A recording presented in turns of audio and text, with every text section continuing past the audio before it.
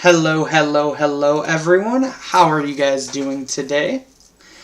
As always, I am Richie, also known as RTG Player, and originally this was going to be a solo cast, but my good friend Tony, aka Tomahawks, is deciding to join us today, and I'm thankful for that. How are you doing today, Tony?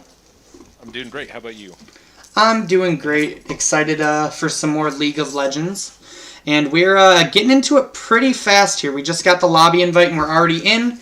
And we're seeing the infamous 404 Shenban. I don't think If No Fun FF is ever going to get his one trick. So, not surprised to see that ban come through. Usually if you can force a one trick onto something else, the ability, even if they go from like a platinum player, can degrade really substantially. So, it's a smart move for them to do that. I definitely agree. And then we see a Zilean and Fiddlesticks ban. Now these I'm a little more surprised about, also with an Anivia ban. What do you think these bans mean? Because I didn't see a ton of these when reviewing OP.gg. So what could these mean for the team setup? It probably is taking away comfort picks that would counter the team compositions that they're looking to run. That would be my guess if you haven't seen them in the OP.gg. Okay. So banning the Fiddlesticks, and to no surprise, we see Void Shifter's Malzahar go away. Means they're probably looking to play more of a team fight comp, if I had to guess, where they don't want AoE or point-and-click CC. Yeah, you could see something like a Master Yi or something run rampant if he gets the opportunity at that point. Now, I am curious to see if Self-Reporters is going to get their jungle one trick in Jarvan. And it looks like it is left up with the Olaf ban, so we'll have to see if that is something that they go towards. Yeah, 404 is probably not afraid of just because of the state that Jarvan's in. Yeah, It's weird because I feel like I see him getting a lot of play, but he is definitely a champion you have to be able to push the tempo with, and a champion that I think actually goes really well with Jarvan if they are to draft it is the Seraphine that they first pick, who I also think is arguably one of the best champions in the game right now. Oh yeah, Seraphine's ult can just change fights entirely, and if you've got Jarvan's ultimate holding him in there, it can just be a wombo combo out the door. She's also just like an absurdly strong flex pick.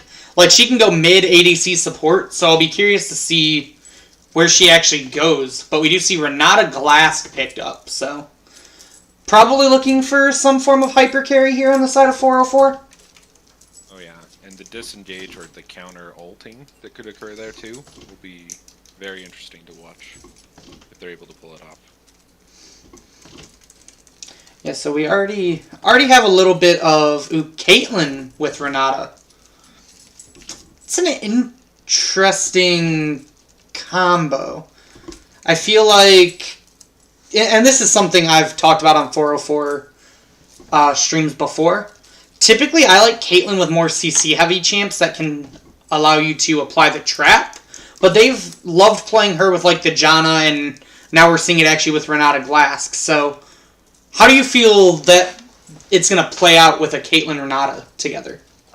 I think Renata with Caitlyn is actually pretty goated because you put down a trap, she throws him into it, and then you still get the headshot, and it's not necessarily CC, but it is a root at least, and that can just obliterate people, especially if she's putting points into it.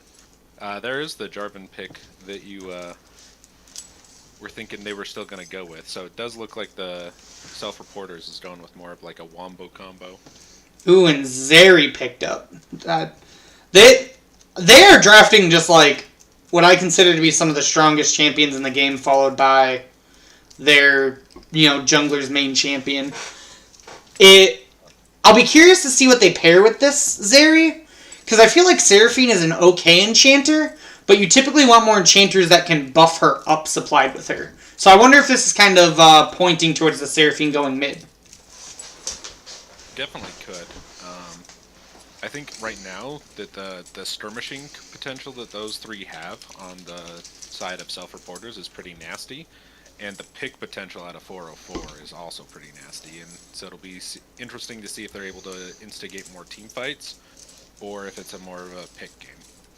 And 404, from our conversations before this, always lean towards more of that, like, random fights where they're picking fights and stuff like that, so I think 404 is trying to play into their strong points, too.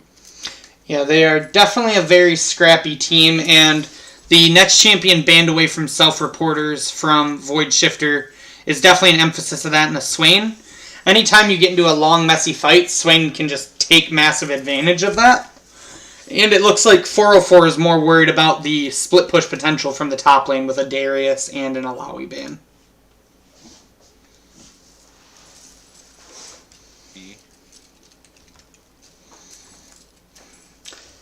It's like we have a little bit of smack talk.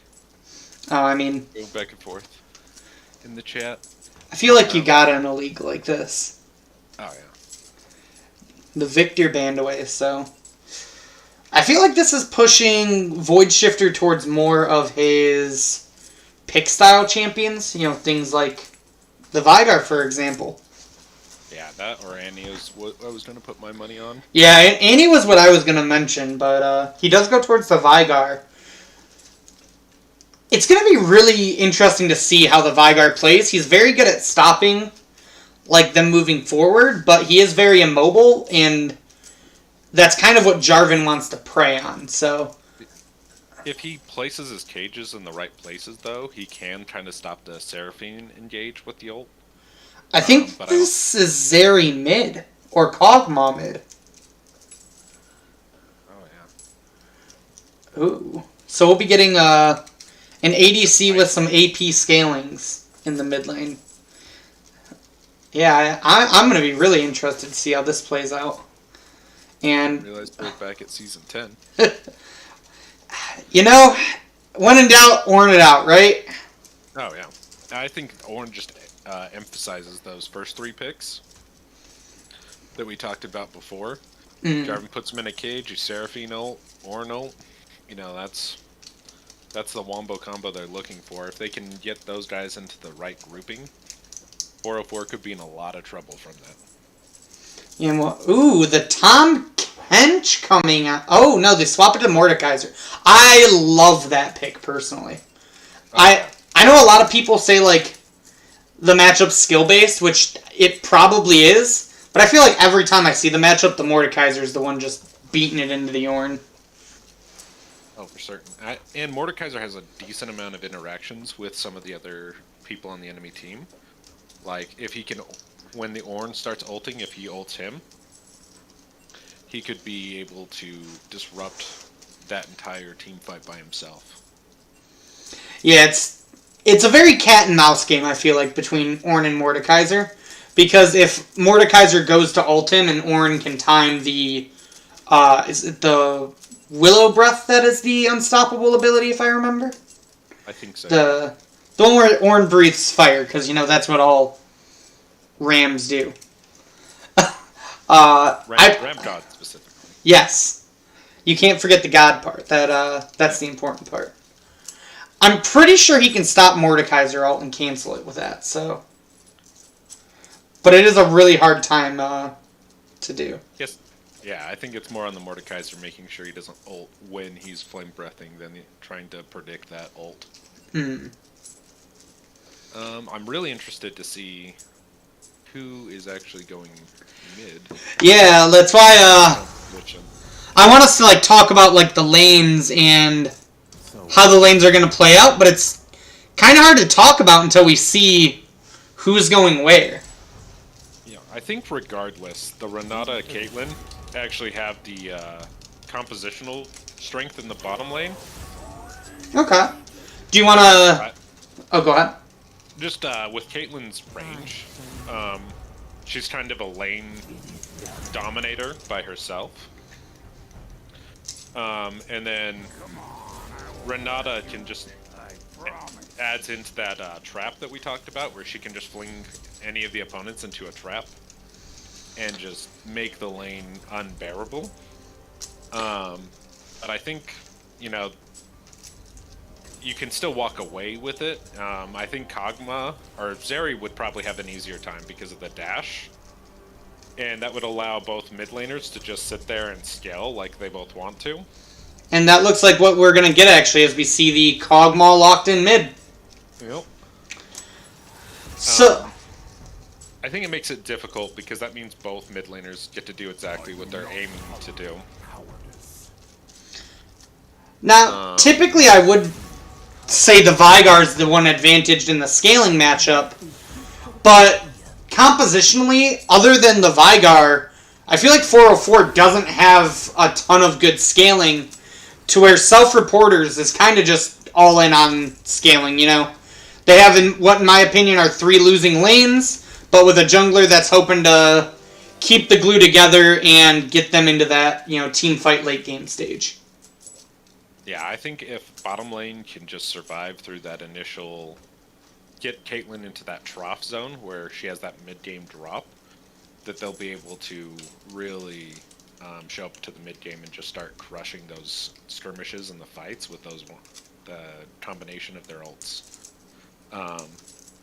But 404 has already shown multiple times that they can just build into skirmishes, into advantages, and taking a two-lane advantage where they have the strengths, it's definitely up to their jungler to try and push that line of scrimmage as hard as it can. Yeah, and if there was a man that I had to put money on that can take a game and throw it on his back, it would actually be Synexus. I have seen this man carry more games and get more, almost 20 bombs, like 13 to 19 kills in a game than anyone I've ever seen in 5s. Like, this man, you can definitely tell that he used to be it. For a little background for people in chat who might not know, Synexus, the jungler for 404, is actually a former Challenger player. So, he is the highest ranked player, I believe, in the whole league, and he has definitely made that shown in games to come. So I'll be curious to see what he can do on this Trundle, which is a pick that last week we did watch him, I believe, go 10-0-6 on, if I remember. So we'll have to see how he can do against J-Rav's Jarvan one trick. Yep, that's the case then. That's probably like going to be a holdout game to 40 minutes potentially for this Self-Reporters, if that's the advantage that they truly have. Yeah, that is the case. But I also don't know that we've seen Synexus against a one trick yet. So we'll have to see if the Jarvan mastery comes in hand. Yeah, I think if they hit 40 minutes though, the game, it won't matter what items are purchased as long as people still have CS. Self-Reporters may just be able to hit them with their scaling. So them in the dirt. So overall, you know, not taking player skill into account, which comp would you prefer? I'm personally leaning a bit more towards Self-Reporters for exactly what you're mentioning. They seem like they have a bit more synergy and scaling when it comes to team fighting. So I do like their comp overall, but I think if 404 can snowball the game through either the Mordekaiser or the Caitlyn lane, I do think that's where we can see them kind of take over. I agree with you. I think the Self-Reporters has an easier to execute team composition. It leaves a lot less up to, you know, you miss this, you hit this, or anything like that. You just Jarvan ult, layer it with the Seraphine into the Ornn, and you've got like everyone under a quarter health. And if you got Kog'Maw there, firing his W and his living artillery, you're in a lot of trouble. 404 has much harder things to execute on, you know, like when to properly Mord ult, dropping the cage, having Renata throw him into the cage or a trap. There's a lot more finesse that will be required of 404 to execute the same type of gameplay that we could see from the Self-Reporters, in my opinion. So that's why I would agree with you. Now, one thing I will be curious, though, to see with the Kog'Maw is what build he actually goes. Because if he does go AP, I feel like it's more reliant on, if I remember his E and his ultimate, as opposed to his W itself. Yeah, and it's usually that, like, later on you might build a Gnasher's Tooth just to get that extra attack speed for the W, but most of the time you're just landing those ultimates and they're just chunking people like crazy at that point. And it does look like it's going to be that AP Kog'Maw, as we do see Arcane Comet and Ghost, interestingly enough, on him. So a little extra mobility on him. How do you feel about the Ghost? I actually love the Ghost. I think that'll help him a lot more in managing the Frundle and the Mordekaiser, because if he pretty much stays out of their melee range and can just throw 2 or 3 cycles of abilities, if even that much, because sometimes if he's even a little bit ahead, one will chunk people to like 3/4 or a quarter health, that we could be seeing this game wrapped up real quickly. Okay. And while we wait for the spectator bug to fix itself here, let's go ahead and talk a little bit more about other runes and summoners. Pretty typical on Ornn with the Grasp and the TP, and something that we see a lot from 404, which is this Mordekaiser taking Ignite, which really leans into the laning phase. What are your we actually just got out of spectator delay. And I am at 27, 28, 29, 31, 32, 33, 34, 35, 36. I just barely got out of mine. Hold on. Oh, I will go ahead and pause. I paused at 40 exactly. Okay. I'm at 40 as well. 41, 42, 43, 44, 45. Awesome. Boom. I'm right on sync with you. Easy peasy. But yeah, so as I was talking about before we got back in and got to catch back up, how do you feel about the Ignite on the Mordekaiser to try to help play for lane a little bit more here? I think it's pretty pivotal, right? Like, they're 404 is really playing for themselves in a lot of regards to get those early game advantages to roller coaster the game into their side. So they need to take any lane advantage runes and summoners that they can to just push that way. Because Ornn's whole goal is just to farm. Like, if he goes like 0-3 and hits level 11 and starts upgrading Zeri and Kog'Maw's weaponry, then we're going to see Ornn have been entirely useful. Yeah, and you kind of, exactly like you mentioned, see that in the summoner spells on the side of self-reporters. You know, the Zeri's taking that cleanse to make sure she can't get locked up. Seraphine has that exhaust. And the interesting thing that I see that I've seen a lot of games, but it still amazes me, is Void Shifter will actually take TP for this team. I think he likes to use it for more the advantage of the other lanes after 9 minutes. Because a lot of what his is going to be doing is just farming and catching as much farm as he can with that Q to scale into his AP. And we actually see him emphasizing that scaling as we see a little bit of poke here in the bot lane. And a good handshake from T-Bry. That's a lot of damage. That is almost... Oh, he gets the first blood! That was extremely well played by T-Bry and Kaysel there. Oh, yeah. And you just saw Renata rip him back and execute the headshots. And that's what they need to do again and again in this lane to just push every little advantage. And we might actually be seeing this Cole punished by Zeri. She is an ADC that wants to scale extremely well. But I feel like the Cole might be a little greedy into a Caitlyn where she's just going to be looking to bully you the whole time. Oh yeah, Zeri's still like a 600 range ADC, so normally should have the ability to sit far enough back that you can use that. But we are going to see a little gank here bot lane. I don't know if Caitlyn can get out. She cannot, as J-Rav picks up first blood, or not first blood, but the first kill for their team on this Jarvan. And we continue to see some fighting in this top lane. 404 top laners, and that includes T-Bry, who's now in the bot lane, just love fighting. And it's shown this game. We've seen so much fighting already, 3.5 minutes in. Yeah, we saw a bunch of summoners being used as well. Now Zeri has her. The early flash from Kog'Maw. He does pop Ghost, and that's a lot of damage coming down, actually, onto Synexus. The W is spraying down from Kog'Maw to get the poke. They're not able to get anything, but that is a flash for a flash. As now, I thought Ornn might have been able to get that solo kill there in the top lane for a minute. It is exactly what we said, where they're just going to fight this entire time. And that was a really good handshake. Unfortunately, Caitlyn was not there to allow any damage. I think if Caitlyn was pushed up more, they might have been able to kill Zeri with her health bar.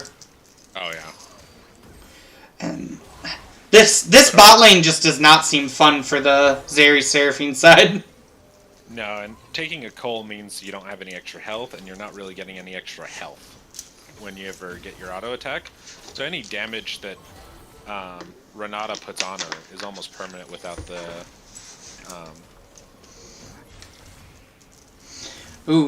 pink-haired woman. Ornn might be in... Wait, can he take... He gets the solo bolo! Trundle will probably be able to pick the kill up with this pillar, and he does, but Dr. H giving it to If No Fun FF, and Synexus might actually be in trouble here. JRAV picks up another kill! This is not where you want to be as 404, though, that's for sure. We're seeing them trading kills, but they are holding some of the pivotal people like Zeri down, so... Yeah, and that's actually where we see the gold even though there's an extra kill on the side of self-reporters, is in that, 12 CS lead in the bot lane already. So I'm going to be curious to see if Jarvan can help mitigate this, or if he looks to kind of leave Zeri to her own desires and plays more for the other sides of the map currently. Yeah, it might be best to do that, just where they're already behind, and get to a point where he can just delete the Caitlyn by himself. Although she can E out of his ultimate whenever she chooses to, so... Yeah, that's the only champion that actually has the mobility to get out of the Jarvan cage here.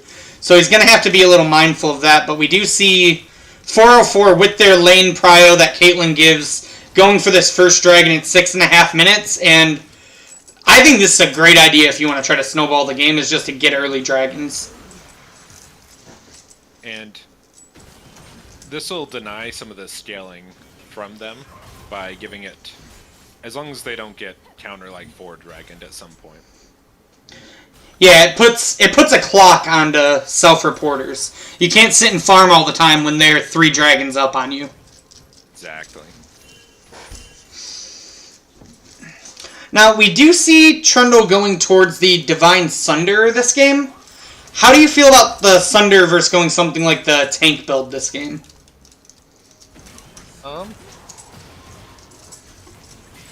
I think the Sunder will help a lot against Ornn and Jarvan, but I think that they'll probably need more of the front line, would be my guess, and so the tank, I think, would be the preferred one that I would have chosen in this one. Okay. Yeah, I think I tend to agree, especially because self-reporters isn't super tanky other than the Ornn. Like, you'll get okay stats from ulting Jarvan, but it's not like if you were to ult, like, a Sejuani or, a more tanky jungler like a Zac, for example. Yeah. I mean, he still has Ornn as a choice, but Ornn will usually be in the back of the fight initially, so I don't see him being the first target that he'll be able to get. A really good knock up there by Ornn, but looks like a pretty even trade overall there. Now, I'll be curious to see what happens now that we have Rift Herald up here at 8 minutes. And another fight breaking out here in the top lane. We do have Synexus coming around. Dr. H is in a bit of trouble, does go down, and the kill is handed over to If No Fun FF. And that might be what we need to swing this top lane into Mordekaiser's favor. Yeah, I think if they're able to punish it, the flash being down. Oh, he still has his flash up, actually. He chose not to flash there. Yeah, he did hold the flash, which maybe he could have gotten out, but I also think if you don't think you'll get out, it's definitely safer to just hold it. Oh, yeah. And try to make it here. I mean, right now he's tied in kills and assists and is up in CS, so he's not in the worst place at all. And as far as like a scaling layout, T-Bry is not in a good space. The Zeri ult comes down and the Yeti man picks up that kill. So I guess, as we see Synexus take the Rift Herald and Jarvan pick up that kill, we see exactly where they are setting their sides. But the fighting continues. The Ornalt comes through. The Flash comes through. But he can't get away from Dr. H! Keeping that Flash pays off as he gets the solo bolo in the top lane. Oh, yeah. And a solo kill is worth twice as much EXP. So that's actually a huge switch for him. And he's up 6 gold. And we saw a beautiful handoff from Jarvan to the Zeri to help her get back into the game as well. Yeah, they're still down, 200 gold, which is pretty much just all the CS on the Caitlyn. But as we see a beautiful handshake, but a great cleanse gets the Yeti man out, and Jaren comes in with a big dunk. The Renata comes in, makes Zeri go berserk. Jarvan takes a lot of damage and gets shut down by Void Shifter. The Yeti man takes a lot of damage and goes down to Kaysel. They might have bit off a little more they can chew. They could have gotten out. They decided to go back in, and that might be what cost self-reporters here in the bot lane. Oh, yeah, that Renata ult just countered that engage entirely, and that's what we were talking about in the pregame, was that the Renata ult can just change an engage into a killing your own team, especially with somebody like Kog'Maw on your own team. He can just end up eating through you if he has that W up. Zeri will hurt you once, right? But then the little poke doesn't do much damage after that, so that is one good advantage to taking Zeri into this comp. That was actually one thing I was going to ask, and I was a little curious about, was how Renata ult interacts with Zeri. So it is just the, 1 AP zap, then. It's not the consistent bullets. Yeah, because it's technically an ability.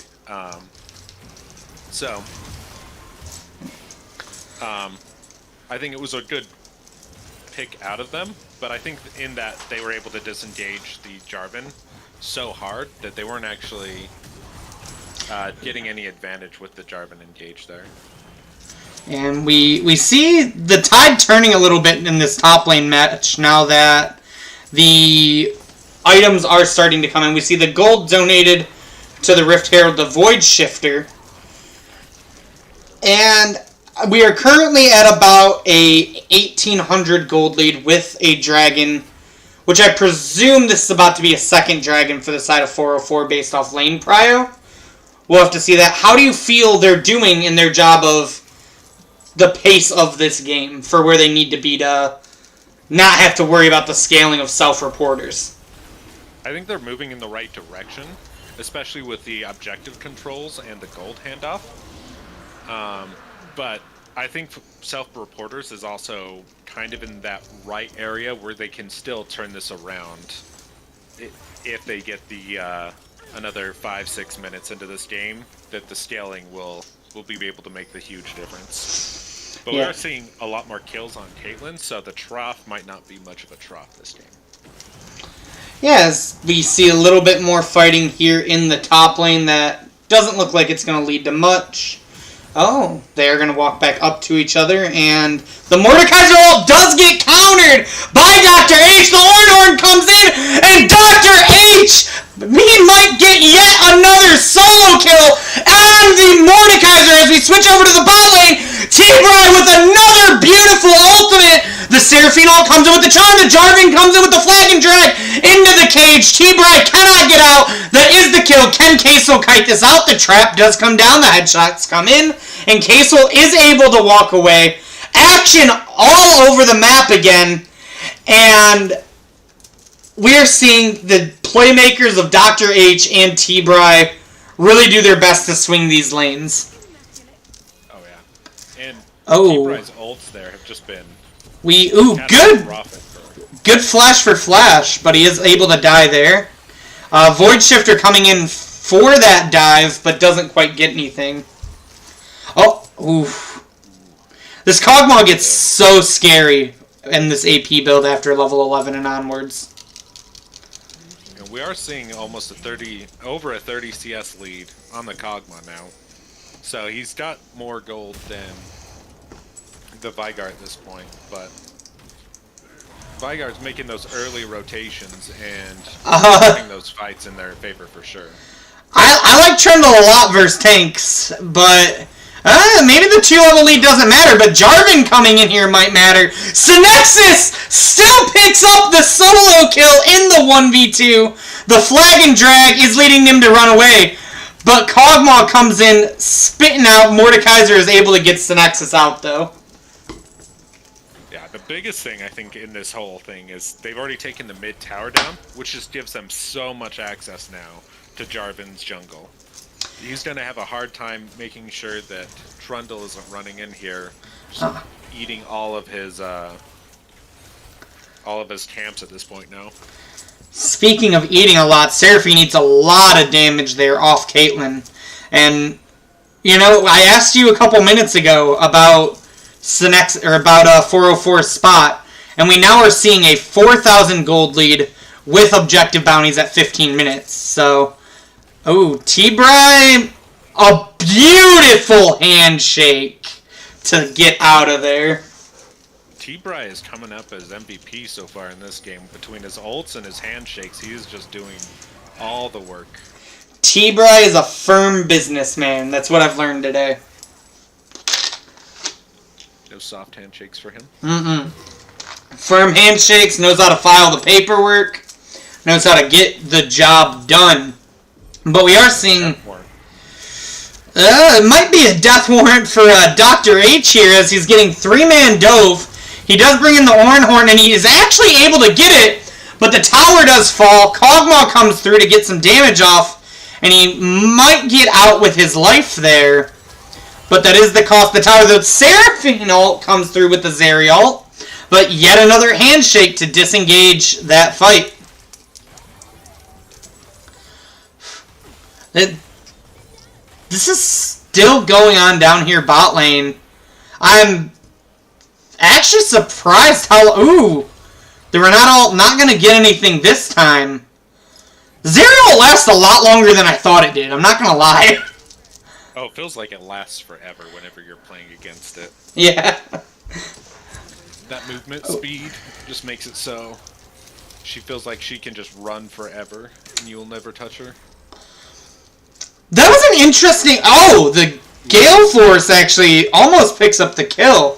As I was about to state the questionability of that Caitlyn ult, so... She's definitely trying to put the foot forward here. Oh my god, she's so low. But Jarvan comes through, gets the Cataclysm down. Caitlyn is able to hop out. T-Bry can't go anywhere. But Mordekaiser's here to disengage the fight. But oh my god! D-Flob with the artillery raining down! That's the power of this Kog'Maw mid pick.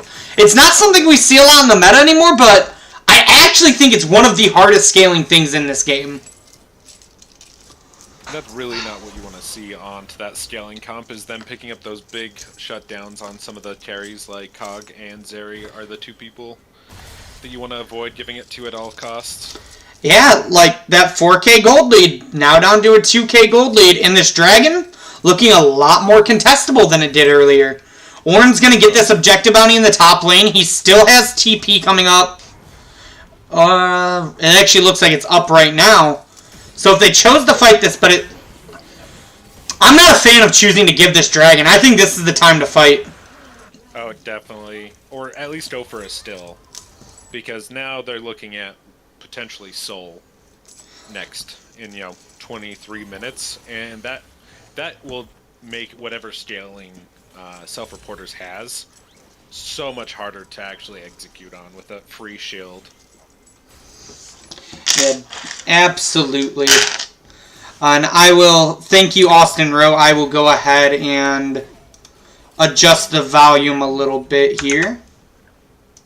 That is one thing I'm trying to get properly is the volume for everyone. So let me know how that sounds. We're also seeing a 30 CS lead almost from K-Sil now over the Yeti Man. So, Yeah. but he did finish his toll, so that's going to add up a decent amount of gold back into his pocket. Yeah, there...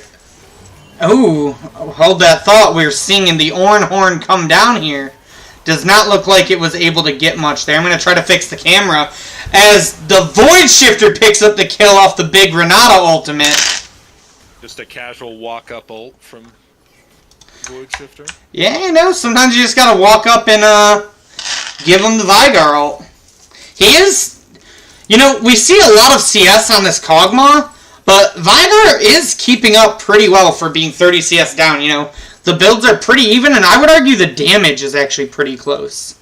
Oh, yeah. And I think picking up that kill on the Kog'Maw was will swing it back to the point where they're very close at this point as well. Mm-hmm. Looking at it, yeah, Cog only has about 300 gold over the Void Shifter, so... Yeah, which it isn't going to make a huge difference at this point, as opposed to seeing...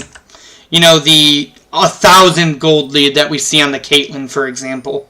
Once she bases with this 1,200, I assume. Ooh, we might see Hollandaise picked up. But a huge Seraphine ult, followed by the Cataclysm into the backline. But there just really isn't the damage to follow it up. J-Rav taking a lot of damage, and If No Fun FF goes down. But he might not be able to get out. He has a good flash to get out there.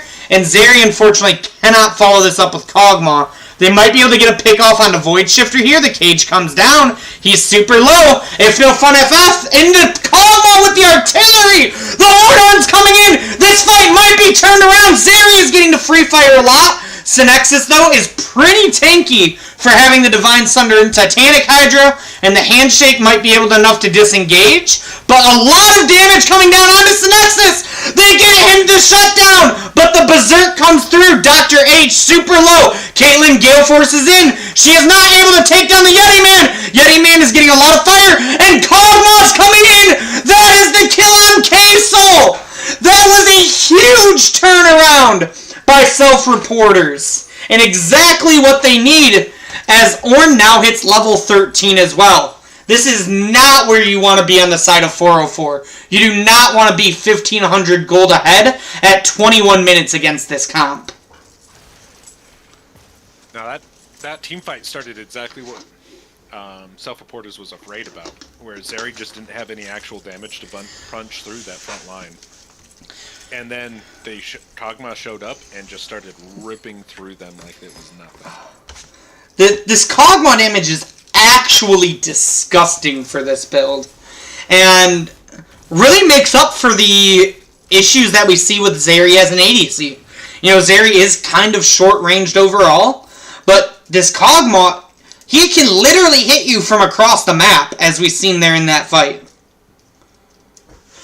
Now, the only scary thing I'm seeing is we are 45 seconds from Soul, and currently 404 has control of the pit. Yeah. Self-Reporters is going to have to be very careful, especially with their Kog'Maw, as I imagine 404 is, after that team fight, is going to realize that they have to make sure that Kog'Maw is safe during that entire fight. And 404 is going to look to just get him in any way possible. Yeah, we see a good... Oh. What were you saying? Just compositionally, they don't really have a good source to get in there. So it could end up being like a Mordekaiser flash into ultimate, just to keep him out of the team fight. Or a big Vygar cage comes through and gets the shutdown onto D-Flob. Doctor is potentially getting caught up, but the Seraphine ult charms them up. Zeri is getting to free fire, but Doctor goes down, and the shutdown onto Mordekaiser is not enough. We are at a 3-for-1 with Soul having just spawned and no jungler for the side of self-reporters. And oh, the cage lands onto Zeri, and she gets taken down. This is probably Soul into Baron, and we see another turn this game as 404 is now in the driver's seat. Yeah, I think that was just some huge mispositioning on the Kog'Maws, he's got the front line to sit in front of him, and they can just walk at people. So to be off on the side to try and just get some damage is a dangerous, dangerous game that Void Shifter just took complete advantage of. He heard we wanted T-Bry to be MVP and needed to prove himself. Definitely some beautiful plays from the side of 404. And how do you feel about them? Oh, hold that thought. We might get to see how we feel about the flank as they're flanking D-Flop really well. The Flash Cage comes in from Void Shifter. He can't get out. The root comes down, and that is enough damage onto D-Flop to take him down. So that kind of answers my question as to how do you feel about them going for that flank as opposed to Baron. I love Death Brushes, so I think that they're really underrated, and especially with the Shurelya's Reverie on T-Bry, there's no reason not to, because if you, especially with the enemy team getting up, they'll be able to respond in time. If you you're able to ambush one of their players and get a kill, they're not going to contest you. They haven't been contesting most of this whole, like almost any of the dragons. So we do see a attempt at a contest here, but it looks like it is just a slaughter of the self-reporters. 404 does not like news critics as they get the almost ace. But Kog'Maw is respawned, and you have to believe that this Baron is going to be able to turn this game around and put it to rest soon for 404. Oh no. Oh, he gets the blue buff though. Mission accomplished. Just poor little Kog'Maw. It was really a shame because I really thought Self-Reporters was in a good spot, but it goes to show the problem with this 2-carry comp is if one of your carries missteps, the fight is immediately over. Oh yeah, you have to have Premier. I don't know if Premier is the right word. You have a front to back comp. You want to fight every fight front to back, and taking anything different in a scrappy comp like theirs is very dangerous. Yeah. I think especially where you have such a difference between the power levels between the Caitlyn and the Zeri, it's pretty much your Kog'Maw's like compensating for all of it. And Hollandaise has stepped way too far up there as they get melted down. 404 is going to continue to push into this base here. And we will have to see if Self-Reporters can fight. Looks like they're... It is so difficult for a team to come back from losing those 5v5s like they did. And we'll see them trying here, but even Ornn gets melted like butter at this point. Jarvan goes down, and this is just going to be the end of the Nexus. Caitlyn is doing so much damage. Void Shifter getting a little hypey there. Gets shut down by D-Flob. Will this be the start of the defense? He is trying to hold off these Baron minions, but it's just so hard to hold off in this 4v3, especially when you don't have Zeri out. The Seraphine ult does come through and try, but is immediately taken down, and that is the game. 404 Brain Not Found takes down the Nexus, and as Austin Rose says, Veigar shows us why circles are the best shape. Yeah, I think that showed that, like, 404, if you give them a slight advantage, they're not going to let go of it. They're going to run it down your throat. And they're going to take some cheeky plays to make sure that they can end the game in a quick 28 minutes. I mean, I think the average game nowadays is like 30, 35 minutes, something like that. So they were able to close it out relatively quick. Yeah, and honestly, like, I know we talked a lot about him, you know, in the laning phase, but one person I want to shout out for pretty much the whole entire game was T-Bry there. He was doing an excellent job, you know, setting plays up with the handshake and the ultimate, and really facilitating this snowball that came from both Caitlyn and the picks later on. Oh yeah, he was definitely MVP, and I think it's even prescribed in the damage output. If you look at that, K-Seal's damage is top on the charts by a large margin, and T-Bry just made sure that besides that one early game gank, that nobody could get to him, and he could just free fire the whole game. Now, if you're on the side of self-reporters, you do swap sides here. You do go to red side. It is only a 2-game block, so there will be guaranteed side swaps. What do you do on the side of self-reporters to try to come... Oh, as I am removed from the party, apparently. What do you do on the side of self-reporters to come back from that game? You know, that game was really close. Oh, especially during the mid-game. I think you have to put something a little less heavy on the scaling in that bottom lane composition. Maybe you put a little harder support in there, or a less scaling ADC to compensate so that your team actually has the ability to show up to some of those fights. I think they were abused really heavily by the Renata Caitlyn, and they need to be able to push back a little bit harder in that lane for them to see the success from their composition, because I think their composition actually had some really strong advantages over 404, and we saw that in some of the team fights. I just think the Zeri ended up falling too far behind the Caitlyn and Renata. Yeah, I definitely agree. I think you need at least one winning lane no matter what.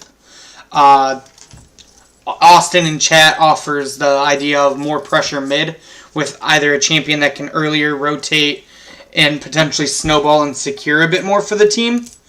But I think no matter which lane you put it in, whether it be top, mid, or bot, you need something that can, you know, kind of help get you through. Because the Jarvan did do a good job at trying to push through that early game, but when you have 3 losing lanes, it's super hard to do that. Oh yeah, and I think the Ornn was doing a good job of actually punishing the Mordekaiser pick into him, which you don't see very often. But I think the Kog'Maw always being on the last rotation to the Veigar, because he was always following him, meant that 404 was always kind of dictating where the game was played, dictating where the fights were happening. And we saw that between the double Stuttle that the Trundle took and the early, 24-minute Soul on Dragon.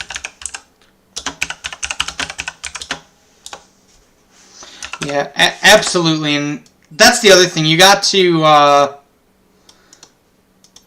make sure that you're fighting for objectives, or you have a way to fight for objectives. As we are going to swap over to draft really quick, they got into it extremely quickly. We might actually be seeing a draft remake here, as it looks like people might have lost the links. Okay, they found them. And so far, looking like a salty run back with the Anivia and Shen ban. I mean, if it's not broke, don't fix it, right? True. It is definitely possible that Self-Reporters goes, hey, the problem with that game was execution. If our Kog'Maw doesn't get picked out, or if we focus a little bit more on making sure we can get objectives, that could have been our game. So it's possible that they just try to change up the play as opposed to changing up the comp itself. Another option is to also get rid of the Renata because of those ults that just were able to disengage that whole fight. We saw it a couple times in bottom lane, and even in some of the fights when they actually got the engage. So, but it looks like they stuck to their guns though and banned the same things from both teams. Yeah, so we'll have to see if draft changes at all, or if both teams are kind of fine just handshaking the draft again. Just want to run it back for a game 2. Yeah. Swap sides and see if that changes anything. But we shall see as the first pick comes through, and it's the Amumu. So it's... Well, the Amumu support is just kind of insane with the level of damage and CC it now provides, so... Yeah, T-Bry played it last series, and he looked phenomenal on it, so... Definitely trying to pick the champions that allow him to make his case for MVP of the series. Oh, yeah. Help him build his ego. Exactly. We see the Trundle takeaway, actually, so looks like we might not be getting Drav on his Jarvan. I know Trundle was his second most played jungler, so, saying, look, the Jarvan didn't quite work. We don't want to give them the Trundle to take our stats, and we already know they're going to have at least one tank in the Amumu, so let's just get this away, and then we'll still pick the Seraphine, because the Seraphine did do a good job at hitting some clutch ultimates. I wonder if their goal here is that Ornn was being deleted too quick, so I wonder if that was their takeaway from the previous game. Definitely can be, and we will have to see what comes through here on the side of 404 as we see, Tristana picked up. I know she's gotten some buffs recently, so I'll be interested to see how she plays out here. Yeah, we don't see her play too often. I think her pick rate dropped huge after the last nerf, so it'll be interesting to see how well she has stepped it up after the buffs. We'll definitely keep an eye on that. We see Void Shifter saying, I don't want to get banned out anymore. Blind me the Swain.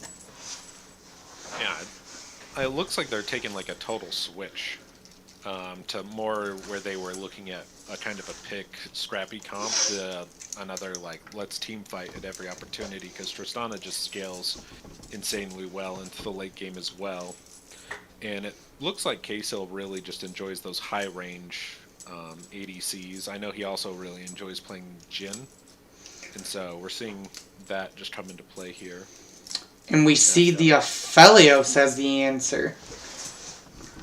Aphelios can really do a ton of work to heavy team comps, so in some crazy outplays, so it'll be interesting. Only fear of the Aphelios I'm seeing is you don't really have any peeler protection for him currently with Trundle and Seraphine. So with how immobile he is, if Amumu or Swain are able to get on him, it might be hard to stay alive. Yeah, I think that'll definitely be the crutch to see who wins and who loses. We do see the Renata respect ban coming out for T-Bray. Yes. But if he's able to sit back far enough or take a cleanse, maybe he might be able to do the damage in comparison to last game that his team needs him to do. And I do think that is a bigger pickup for damage in the early game comparatively to the Zeri. So, yeah, Aphelios, one thing my friend, Gavin, has taught me is Aphelios is actually one of the stronger level 1/2 ADCs, just because of how strong Blue and Red Gun are level 1 with you being guaranteed it. Oh yeah. His level 2 spike is crazy powerful for that exact reason. Morgana locked in immediately, so this is definitely all in on the Aphelios for the side of self-reporters. Yeah, we were worried about that. It looks like that Seraphine talk about last game where you talked about it being able to be pivoted, probably was pivoted to mid. And we see the Echo locked in for Synexus. This is another champion along with the Trundle that I've seen him do some disgusting things on. This is a champion he dropped a 19 bomb in a previous series, so I'll be curious to see what he can do on this. And if he can, help get access to that Aphelios, because if you can blow up Aphelios, and Garen locked in here. How do you feel about the blind pick Garen? I feel like Garen doesn't really have any crazy losing matchups. He just has lanes he can abuse, but he just falls off so hard by 30 minutes that after looking at the comp, I think he'll be okay. Because he already has lots of ways for people to be held down so that he can make his engagements. But if that's the top laner's comfort blind pick, then sometimes you just have to do that so that you're not going into something that you get hard countered with. Now, the only fear is I do feel like Alawi is a pretty good counter into Garen, and it was something 404 was scared of last draft to ban the second phase. They decided to drop it for the Kog'Maw, and we see the 5th pick red side Alawi come through. So we'll have to see if Dr. H can put his carry pants on this split push menace. Yeah, and even if she shows up into those team fights, that could be the damage output and tankiness that they need to actually crush through the Swain Amumu. That'll just be going off in their faces the entire time. Absolutely. Now, we get a little bit of a different perspective in the jungle. Drav is still on, that he wants to get stuff done early in Trundle. But I feel like Synexus on this Echo is a bit more of a farming jungler. He's going to try to get things, get his CS, get his items, and kind of be a little more self-focused as opposed to the Trundle play. What do you think? I think that's possible. I think the nice part about Echo is his flexibility, because you just can kind of walk up to a lane, throw your W out, and if it looks like they're going to be in the right spot, you can make a good gank of it. If not, you can just go right back to farming. So I think it does give a potential gank opportunity. It's not as hard locked, but getting the kills or hard farming is definitely it's much more critical for him than Trundle, because if he shows up to fights without items, it's not as bad as it is for Trundle. So. Now go ahead. Oh, go ahead. I was just gonna say, I think Echo will be punished heavily for neglecting farming or ganking much more, but has more potential. Absolutely. Now, when it comes to the mid lane, these are very different champions, I feel like, in Morgana and Swain. So how do you feel like the mid lane's going to interact here? I imagine it'll be very similar. Not because Void Shifter isn't going to look for fights, but Morgana just has the ability, with how telegraphed Swain's E is, to just Black Shield, walk out, drop her puddle, not care, come in, last hit, walk out. So I think this mid laner will probably do very similar things that he did on Kog'Maw, where he's just focusing on farming, getting those big item spikes. But I think he has the potential to start roaming a little bit earlier with the W maxing, and to start looking for skirmishes with his Jarvan. And that could be the change in pace that the Self-Reporters is looking for in this team. Yeah, I definitely think he has a lot more play in this matchup as opposed to with the Kog'Maw. The Kog'Maw was doing a lot of work, but Morgana can definitely facilitate and get more plays off with the CC, as well as the ability to push the wave, I feel, a little bit better. Yeah, and I think compositionally, she does a lot against 404s, Tom, where you've got Tristana that wants to jump in to some degree. You got a Mumu that's going to jump in, Swain that's going to jump in, Echo that's going to jump in, Garen that wants to run in. Morgana 5-man ults isn't not on the table here. And that does a surprising amount of damage in CC. So it could be the disengage between her and Seraphine to really cause some havoc in that team fight. Now, you did mention Tristana, and I do want to hop down to the bot lane for a couple of moments. I feel like this bot lane is going to play out relatively similar, where 404's bot lane of Tristana and Amumu are going to be, trying to apply the pressure to Self-Reporter's bot lane of Aphelios Seraphine. But I feel like Amumu, a lot more than Renata, can really just get in there and be aggressive and be a menace, and allow T-Bride to show those pick-making skills that we've seen a little bit on Renata, but even more so on this pick of Amumu. Oh, yeah. I think the all-in potential is crazy out of 404's bottom lane, but the punishability is much higher, I think. Where Renata and Caitlyn had that, we're looking for a handshake into that throw into the trap or throw into your partner and just harass you and beat you down by just making the lane overbearing.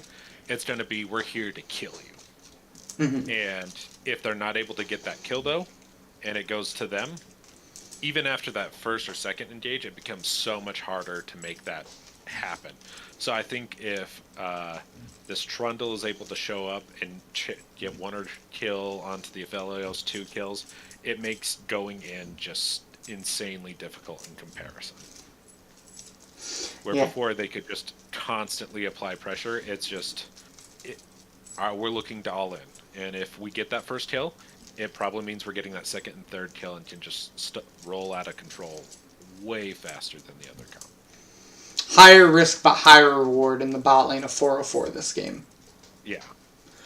So compositionally wise overall, I feel like on the side of 404 we do have, you know, a little bit more team fighting prowess as opposed to last game with the Amumu and Swain.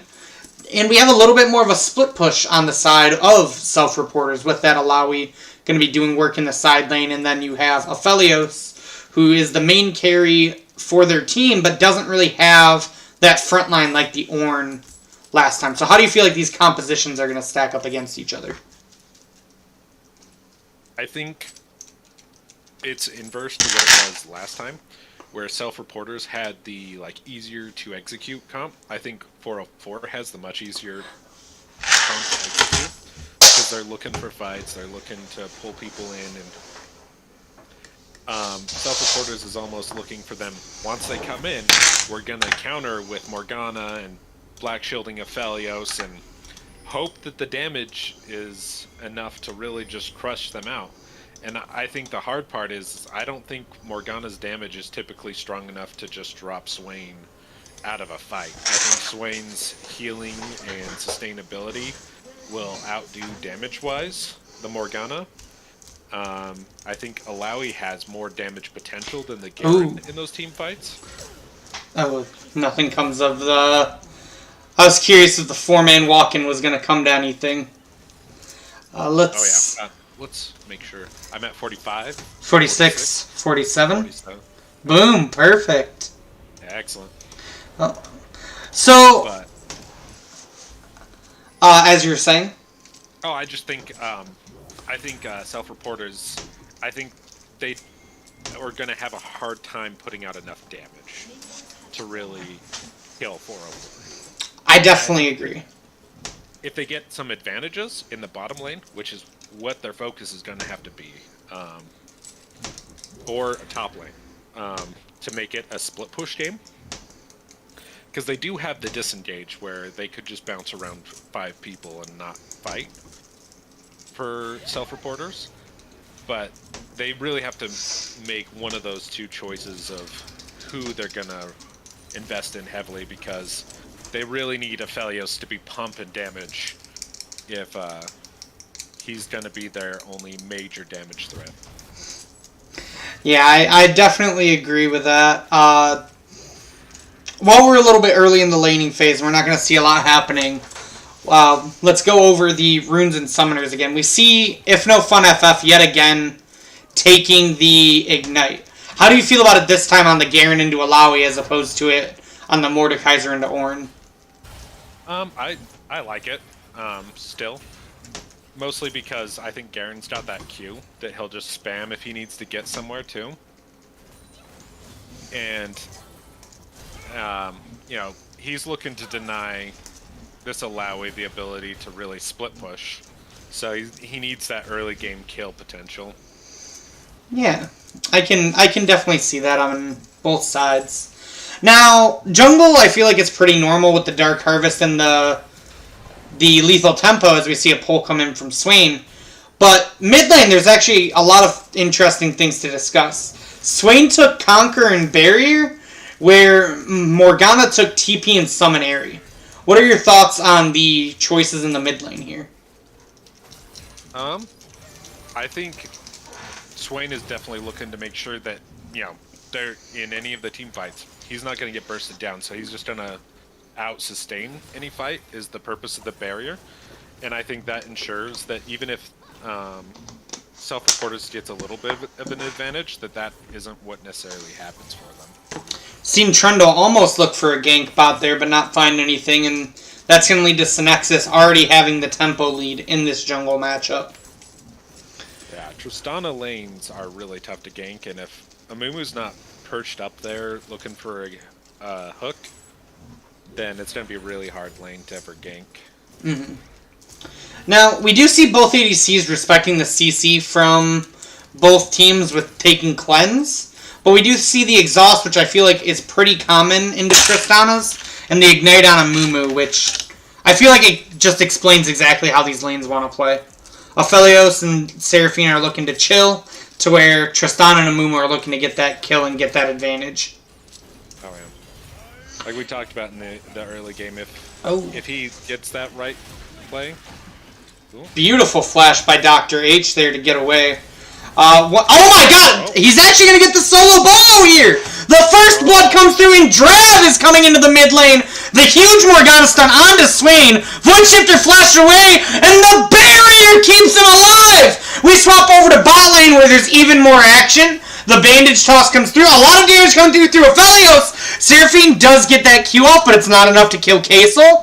Can we get another root from Yeti Man onto T-Bry? The damage and poke comes through. The flash exhaust comes through, but the answer flash comes through, and Yeti Man is able to get the last auto on. Aphelios picks up the kill, and we're 2-0 for the side of Self-Reporters with a massive CS lead in the top lane from that kill because Garen doesn't have TP. The whole teams, every single one of them, just chose violence all at the same time. Oh. But that's exactly what we were talking about going on, is if they don't get that kill, they just get punished, and you just saw them just constantly running out of that fight and just being harried the whole way out, that if T-Bry doesn't get that perfect lineup on this fight, it's going to get punished the whole time. Now, we see that they are going to use this to get the dragon, which I'm not surprised. We do see actually Synexus coming up, so they might have to walk away, but they have Deflob walk down. So we are going to pan away from this, take a peek at top lane, but we're going to look back down now as we see them running away. Synexus is looking for the angle, a big Swain pull onto Hollandaise, but the Morgana ult comes through. T-Bray goes in, but he might have bit off more than he can chew, but the damage is just raining down, and the double kill from Void Shifter does pick it up.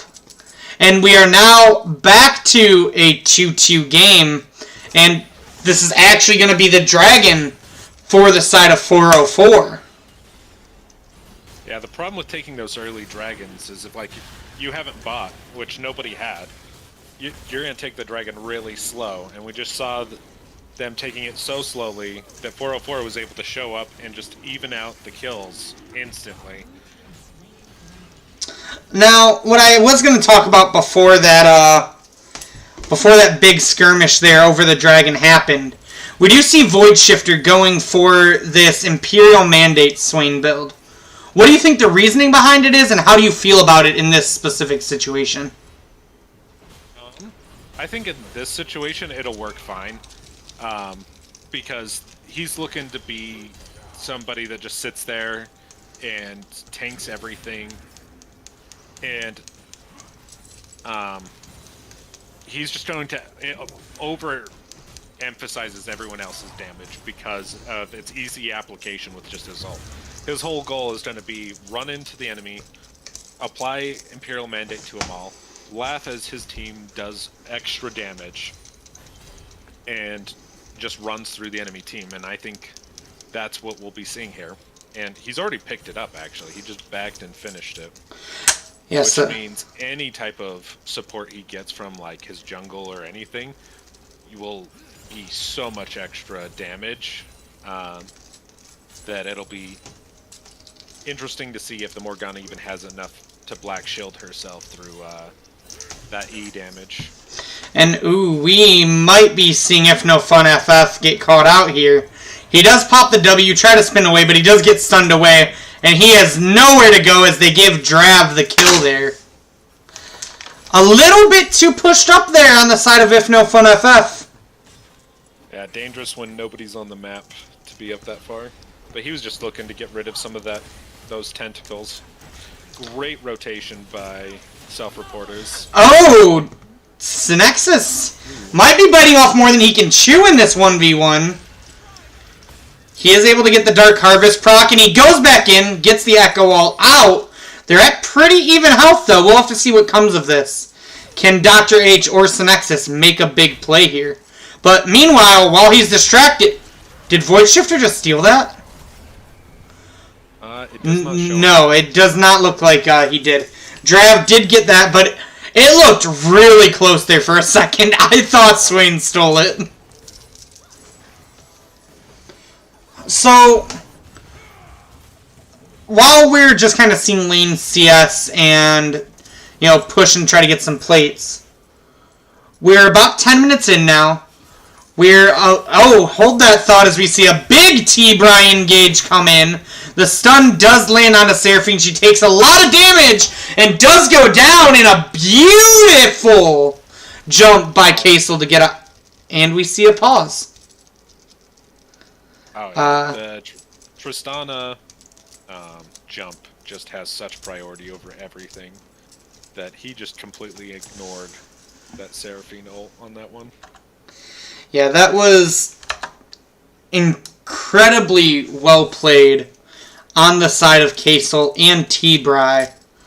And as I was about to mention before that fight happened, and while we're paused right now, who are you feeling advantaged for currently in this game?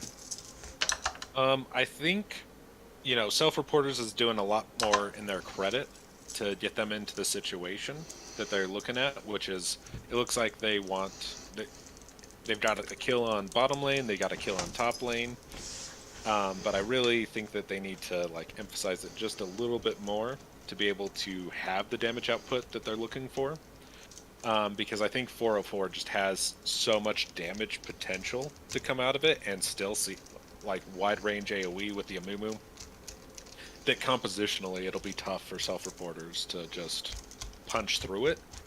So if they keep making good rotations and stuff like that, I think it's anybody's game is what I'm getting at. Along with you.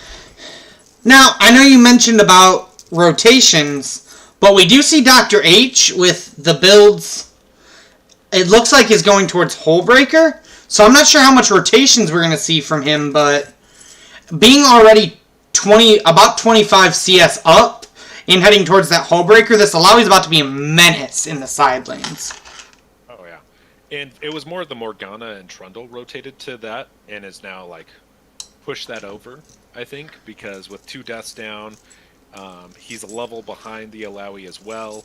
It's going to be a hard push for top to just stay in the lane and stay relevant to this Alawi.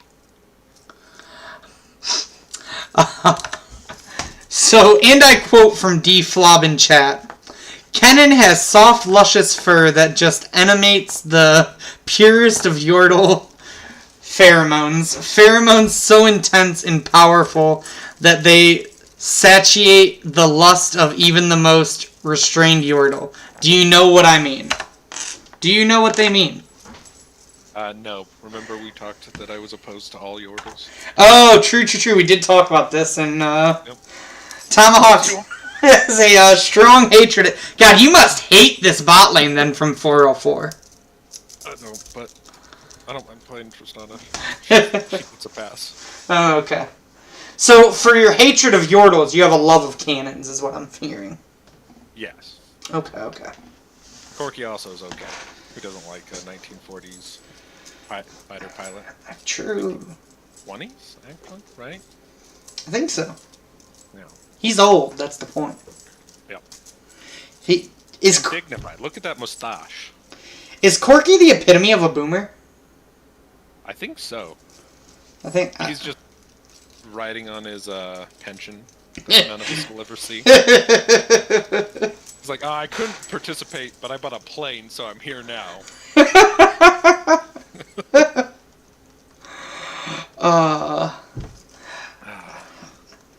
Do we know why they paused?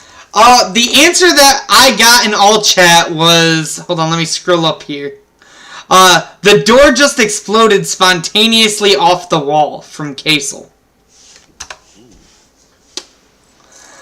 So, the rumors in chat were that he's either getting swatted right now, or that he lives in a mansion. and the door is really far away. He's got one of those houses possessed by ghosts. Could be, could be. Aaron in chat, game 1 was won by 404. Now this is not a best of series, this is just a 2-block.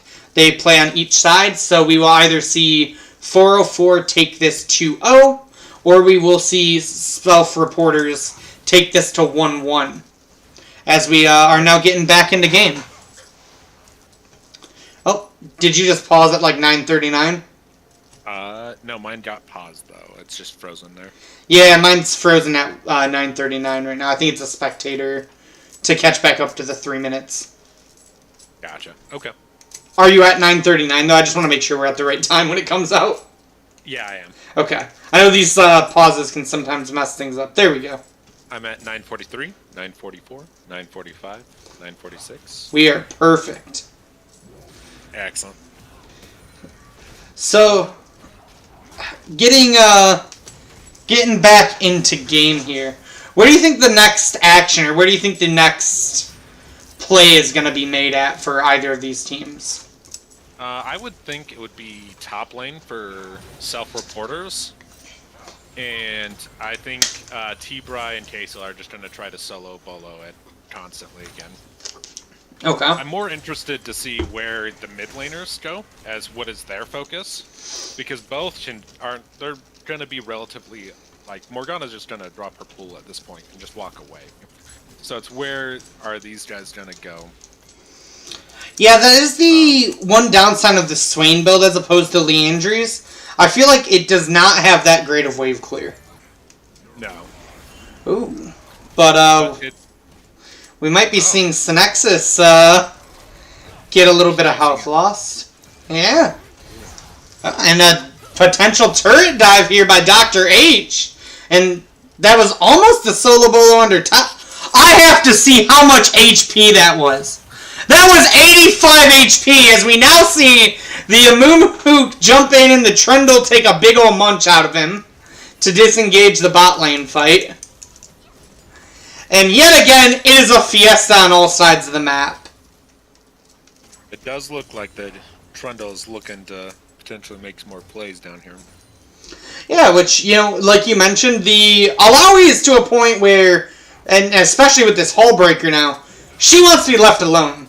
So just put all your resources into the Aphelios basket. Yep.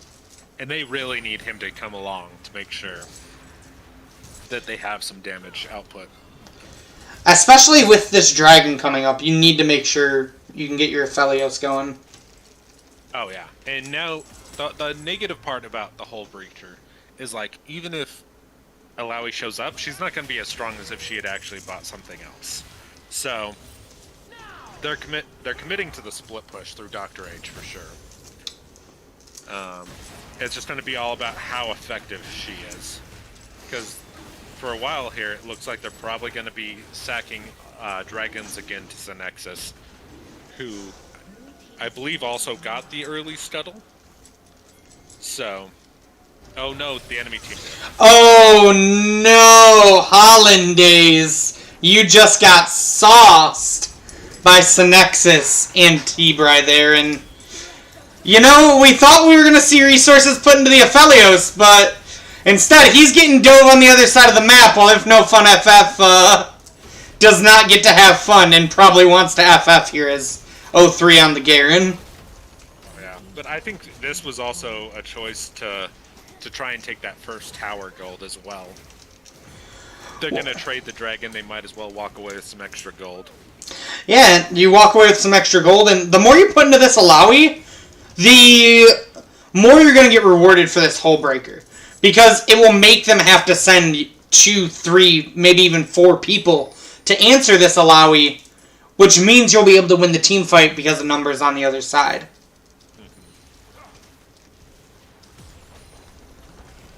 One other thing I really want to commend self-reporters on is DFlob has done a really good job at CSing and having like a solid lead pretty much all game in both games over Void Shifter here. Oh And especially with how many times they've already rotated out of lane, it can be really easy to fall behind, and I think they've rotated out of lane like 4 times. Because that was the second time we've seen Morgana up top, and we've seen her once bottom, and then she rotated as well to that like prolonged dragon fight as well. Yeah, we've seen them doing a lot better job at trying to do exactly what we mentioned, which is move around the map and get a little bit more done, and it's paying off as we see if we take a look at the gold here.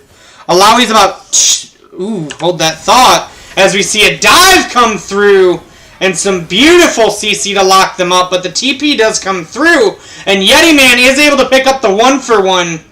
The double kill does come over, though, and we see the turret fall, but we do see D-Flub pick up the kill on If No Fun FF, as he is currently 0-4. He is having a rough game. I feel like every time T-Bryce sees an angle, it always hits. Oh yeah, he's been very clean this whole series between the handshakes and the Amumu Qs. He has kept it going very well. He really wants that MVP spot. He is a skill shot master, that's for sure, but one person definitely competing with him for attempt at MVP here is Dr. H. They had a solid game on the Horn, and they are in a spot to potentially just run this game on the Alawi. Oh, I think we also have to call out Echo for the W placements as well. He's landed quite a few stuns already, which should be really tough to do. Yeah. No shortness of praise when it comes to Synexus, the king of the jungle. We'll go ahead and call him here. I feel like I never see this man in a deficit, but we might see If No Fun FF bite off a little more than he can chew here. It's already a 3v1 top lane, and Dr. H is, veins of ice. I think that's the saying. Stone Cold Killer over here. Yeah.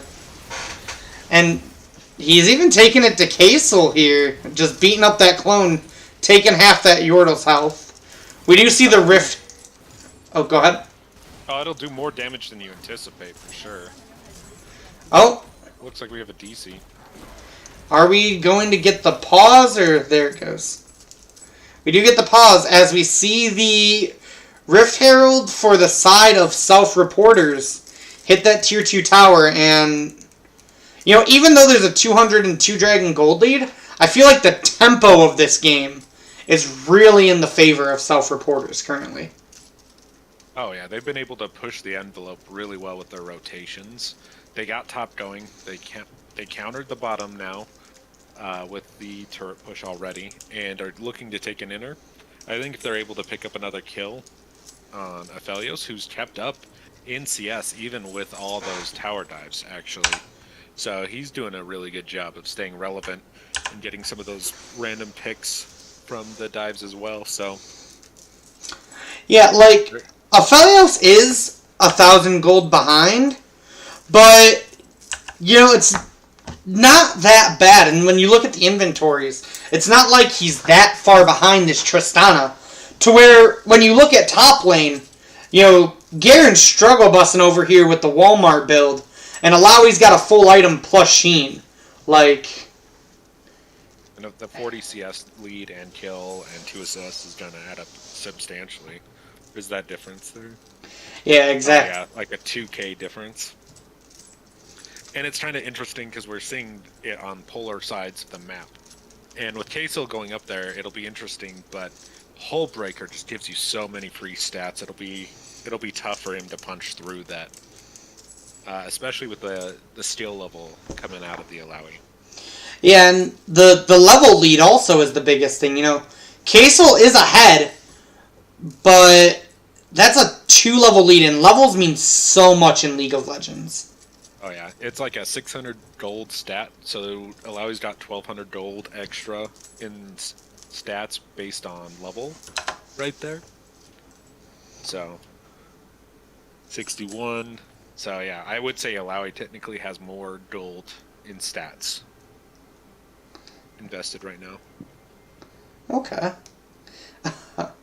Oh, this is not a good sounding in all chat. It looks like T-Bry's power went out. Oh, but it looks like thankfully it looks like he came back on. Gotta power up the diesel generator. Going. Honestly. While we're currently at this pause, we had some pretty bad storms yesterday, actually, where I'm from, so thankfully we have a generator at my house, and everything was able to work just fine. We just have lots of droughts where I'm at, so. No agua for you.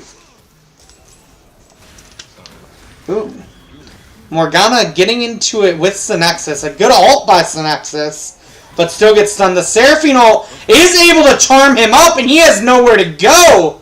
The shutdown over to D-Flop, and that's going to be this dragon here. We are not going to see the 3-0 soul stacking here for the side of 404. No, finally shut down that plan. That's a huge shutdown. That actually puts the gold into self-reported favor for the first time. And with their comp, it's very scary if they get a lead with how strong this Aphelios can be in the late game. Now, one thing I also do really like to see is T-Bry's first itemization. He's actually going towards that Zhonya's Hourglass, which I feel gives this Amumu so much play potential, because he has that ability to not die immediately when he goes in. Yeah, especially where they've shed their propensity for diving already.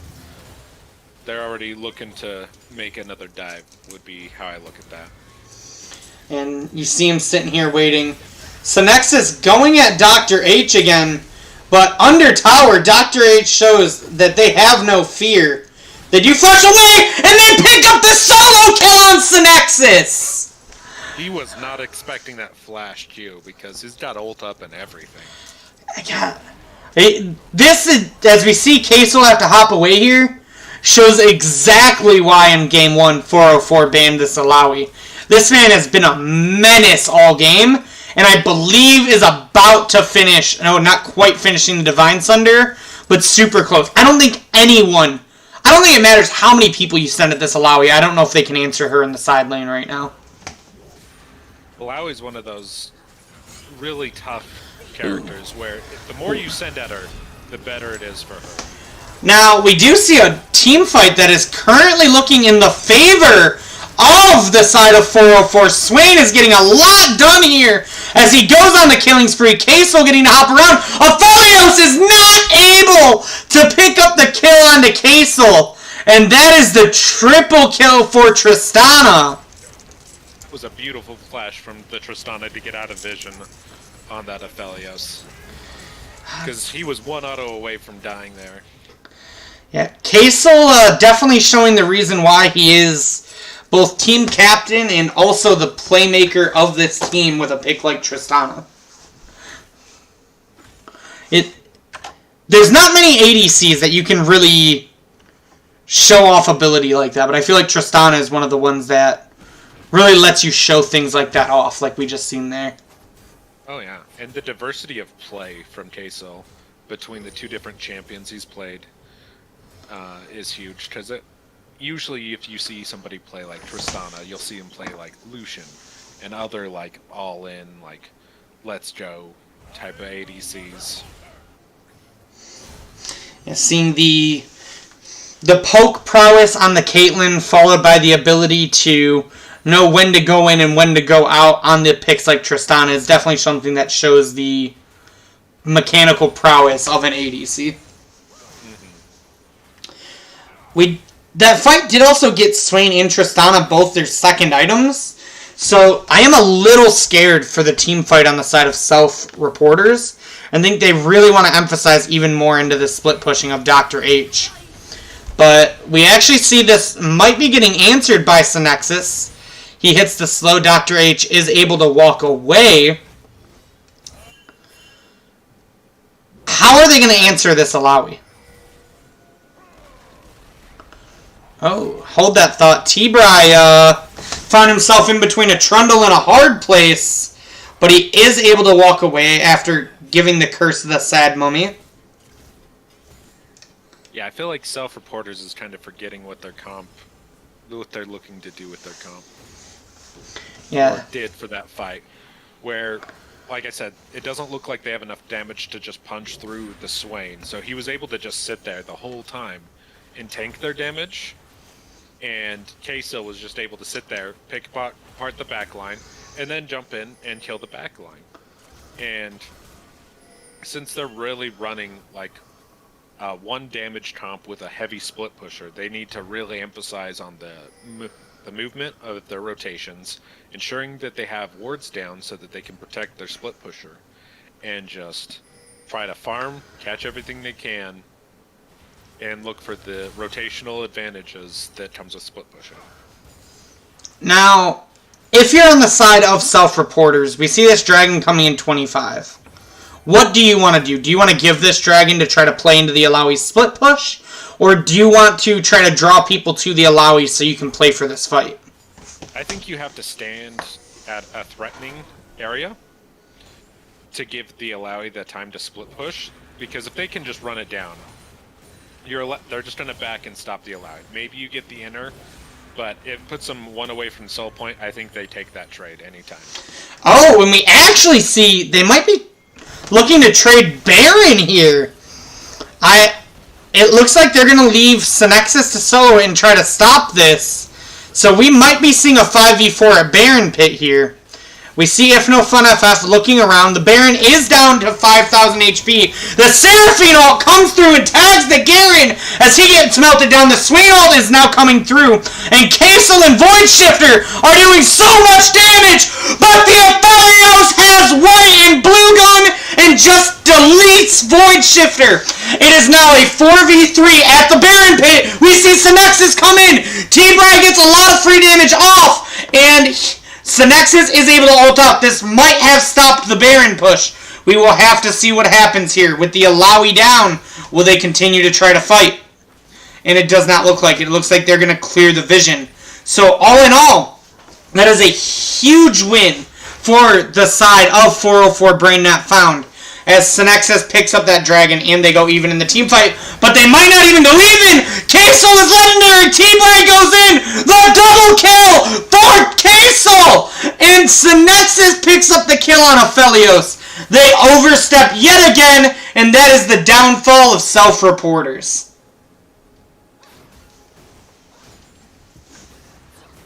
And it looks like they're going to pick up a Baron for it as well. Yeah, I think. Oh, go ahead. I think self-reporters is trying to play a team fight comp almost with like a split pusher. What they have to remember is like Hull Breachers is almost a useless item if you're in a team fight. And if they're not gonna try to emphasize their split pushing, that the Illaoi is going to be playing almost a full item behind, because it does give some stats, but the reason to pick it up is you're getting free magic and armor resist to make you a tank, and you're losing all of that by participating in the team fights. So yeah, and the scary thing here is the Illaoi's lead is nothing compared to the Tristana's at this point. The Tristana is almost 2 full items ahead of Aphelios. So how are you even supposed to split push when this Tristana can just melt through the rest of your team now? As long as the Tristana's not there, it's a win. The issue is more like, how do you hold back a Tristana who's now going to be starting to completely outrange you because of her passive. She's already level 14. The Aphelios is level 11. How are you stopping them from sieging in a 4v4 situation? And and it is not... Oh, the good Zhonya's there to stop the Morgana damage, and we just see them getting deleted right now. Synexus might be looking for the turret dive onto Aphelios. He does ult out, and the siege is continuing. The Seraphine ult whiffs, which is a tragedy, and Void Shifter, and honestly the whole entire team dives in. We have to see Illaoi base here, but can they even hold the Nexus in this 3v4? It does look like they are looking for the inhib. Will they back off? Kaysel is looking to get a little bit of extra range and damage on there. And it does look like 404 is going to take this time to reset with their 7,500 gold lead and a minute and a half until Soul. What can self-reporters do at this point? At this point, I think self-reporters is just trying to hold on for dear life. You know, they've got to try and hold that bottom lane for the next 5 minutes. And Dragon's going to come up in that time frame. And so they're going to have to try and sneak a kill, hold everything, hope that as these lanes bounce in that they get to catch up in that gold differential that's happening now. But it looks very abysmal when the 4v4 can push through their siege and just force their way into your base like that. That's when, you know, your split pushing isn't working anymore. Yeah, I mean, this is a 4-item Tristana. I feel like she can literally push harder than the Illaoi at this point. Oh, yeah. And, oh my god, a huge engage by T-Bry. Followed up, Kaysel is legendary. He gets the double kill. He's looking for the triple kill. But, oh my god, is he able to get it? Synexus picks up the kill for Kaysel there. And you have to think this is just the end of the game. Dr. H had a great job, but he can't even handle Kaysel. You know, I thought our MVP was going to be T-Bry, but after this performance, my eyes are fully on Kaysel for this game. I would still give it to T-Bry. He was still making plays. We watched him hook the Morgana to guarantee another kill for Kaysel. I'm not saying T-Bry or Kaysel didn't kill it, but T-Bry stood up a lot of what occurred here in these games. Definitely rose up between the two different characters and crushed it, in my opinion. Okay. I can get behind that. We can agree on T-Bry for the MVP. We can show the support some love. He did secure a lot of good engages there, and you know, they say ADCs wouldn't have their leads if it wasn't for good support. So, and T-Bry definitely shown he is an A-class support this series. For sure. Yeah, I think self-reporters just lost vision on what their goals with their compositions were, and gave away incremental advantages that Kaysel and T-Bry just ate up and just started to run away with the game. If you look at the in-game damage, like you've got Kaysel at 33k, the next closest is on the enemy team at 18, which was the Dr. H. And so we've got Kaysel doing literally like double the amount of damage of almost anybody else. Yeah, it was quite the show that we've seen from Kaysel and T-Bry. And speaking of which, we do actually have Kaysel joining us here today after a stellar performance on both the Caitlyn and Tristana. How are you feeling after this series? Did I get a second MVP? Second place? Yeah. Of course.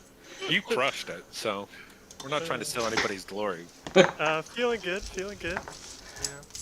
I was saying their mid picks were very annoying. The Kog'Maw and the Morgana. Yeah, they were doing a really good job at like kind of keeping Void Shifter in lane and roaming around the map, but you guys bot lane were just able to always get a lead through your expert positioning and T-Bry's expert ability to engage. I know you guys have been duoing for a while. How do you feel that gives you the advantage when it comes to playing bot lane together? I mean, like, the Tristana Amumu is actually the first time we played it together, but we played a couple other games with Tristana, and, like, we're really good at just, like, knowing when... I think the most important thing is actually when not to engage. Like, you notice that I think, like, 90% of the game, or 90% of the early game, like, Amumu just kind of pressured rather than actually going in.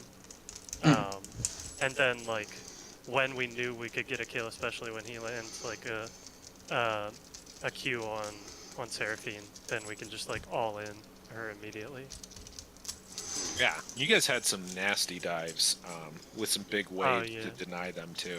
That was really well. Yeah, that put their executed. bot lane really far behind when Synexus just came bot with us twice in a row and just immediately dove them.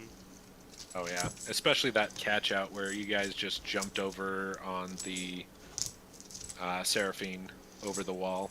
Oh yeah, and then That- immediately jumped onto Aphelios Undertower. Oh yeah, that had to be. I would have cried if I had been that Aphelios. So All three of us jumped over the wall blind. Now, that's actually one thing I want to talk about. Like, how has it been as a team, you know, forming synergies? How's everything been, you know, coming together and starting to play together?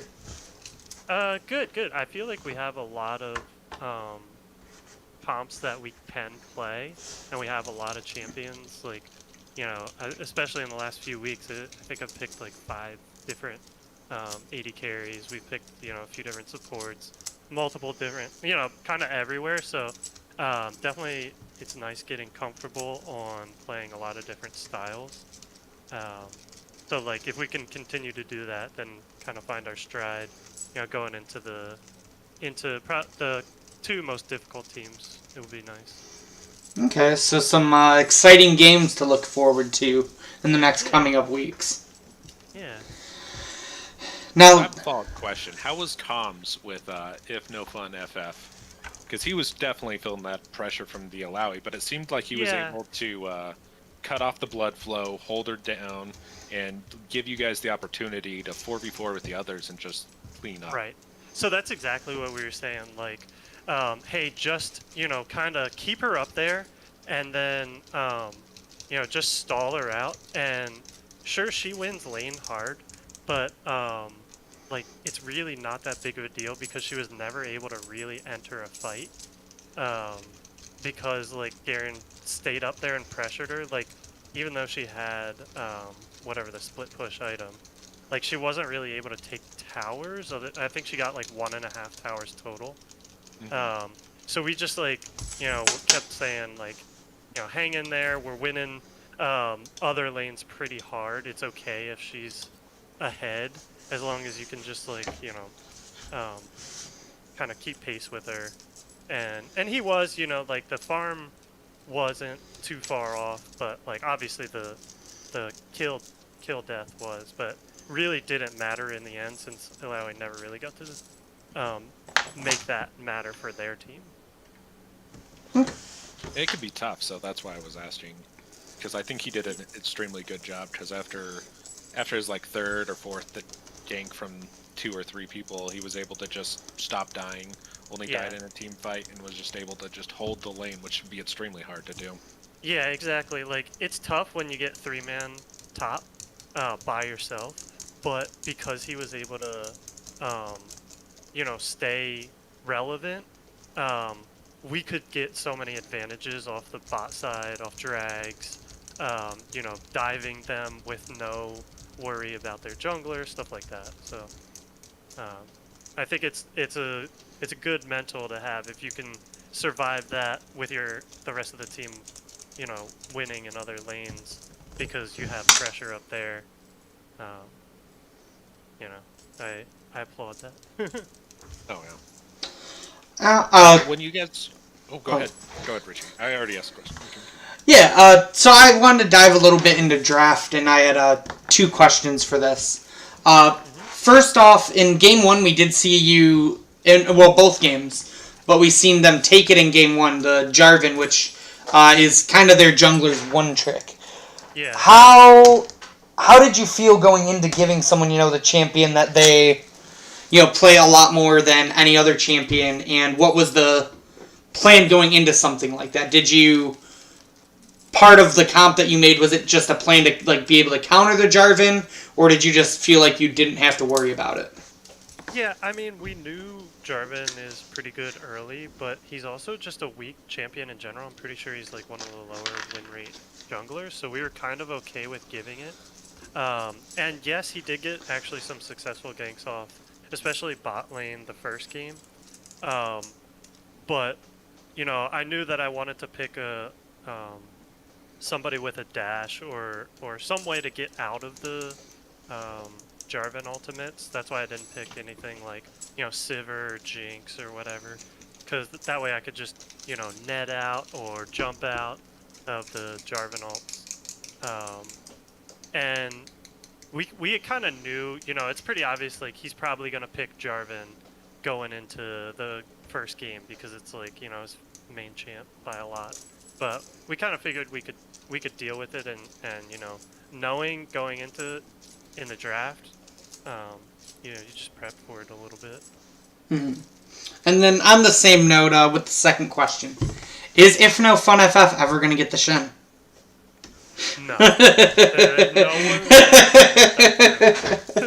I'm sorry, and it kind of sucks, you know, because like he's obviously really good on that champion, but I could never see a scenario unless somebody loses all their bans, where they leave up Shen. You know, I mean, he's a one-trick pony Shen in Diamond, so there's no reason to, because like our team has a lot of depth. So I couldn't see them banning anything else over Shen, realistically. It's pretty much the first ban versus every time. Mm-hmm. I think that's all the questions I have. Did you have any more questions for him, Tomahawks? No, you covered mine with your first question, so I'm good. Perfect. Then, with that, before we do sign off for the night, do you have anything you want to say to the fans, to anyone watching, or anything in general you would like to say, Kaysel? No. GG's. Thanks for casting again, guys. You guys are awesome. Usually I end up watching the games like right after, just because it's fun listening to the banter, and you know, like if I miss a cannon or something and you guys see it, that's always a good time. Yeah, thank you. Definitely. As a fellow ADC main, I would never. Yeah, thanks again, guys. Yeah. Yep, take care. Absolutely, and I want to thank everyone for tuning in and watching this great series, as well as both the teams for allowing us to cast this. If you are watching, I would like to ask for you to give a like, follow, and subscribe if possible, so that way we can, you know, try to keep this going. I am trying to build up a following for this. We might get some streams coming up soon of my team playing, and I want to try to stream more things of like me just playing League randomly, as well as, you know, some other games that I enjoy playing. So hopefully we'll get that in the future. But I do want to. Oh yeah, my OnlyFans. XX Nutcrusher 69, I think was the name. But thank you all again for tuning in.